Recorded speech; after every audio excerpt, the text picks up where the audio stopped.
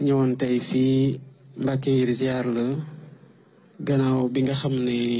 ñi nga doon jëmbat garab te mu méngoog ndigal gi nga joxe woon soññi ci taalibe bi bu baax a baax pour ñu am ci taxawaay gu mat sëkk. ñëwoon Sénégalais yi nag ay fan a ngi nii ci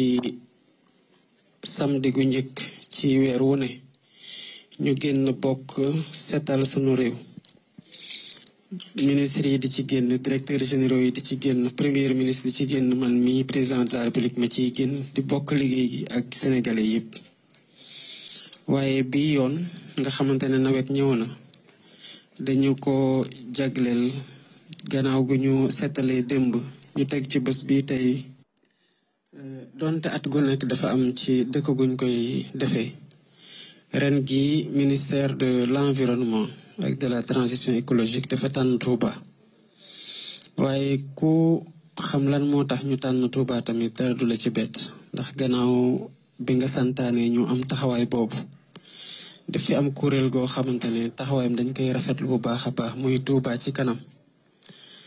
ministre bi wax ne bu ñu waxtaanee ak ñoom fekk ñoom am nañu ñaar fekk junni juróom ñett ci ay garab yoo xamante ne ñu ngi pare pour ñu jëmbat leen.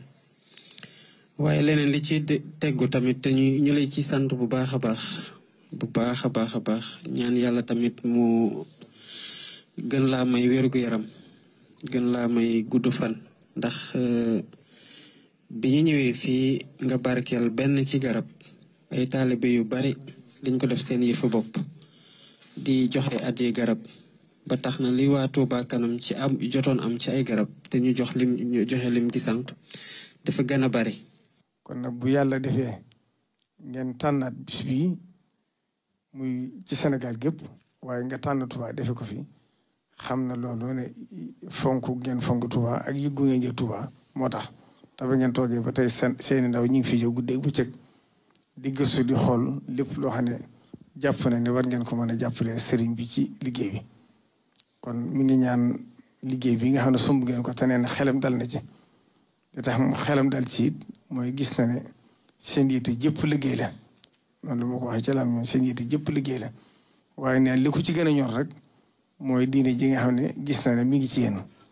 nee na kon nag sant ak gërëm ak ñaanal la rek yàlla dimbali leen ba yaakaar ji nga xam ne réew mépp am nañ ko ci yéen suñu borom may leen kàttan ak wér ba ngeen mën ko jëf. yàlla def na it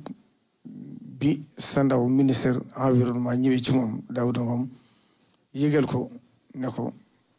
fas na yéene njëmbat li ñu def ko fi fa sansa fekk na la ma wax ne ma naa jox ndigal waa Touba ci kanam ñu ànd ci yéen fekkoon na naka jëkk nag sëriñ bi ba mu ko ca njëlbeen bañ ko mosaan def sax moo daa demal boppam di ko jëmbat kon xam na li njëriñul garab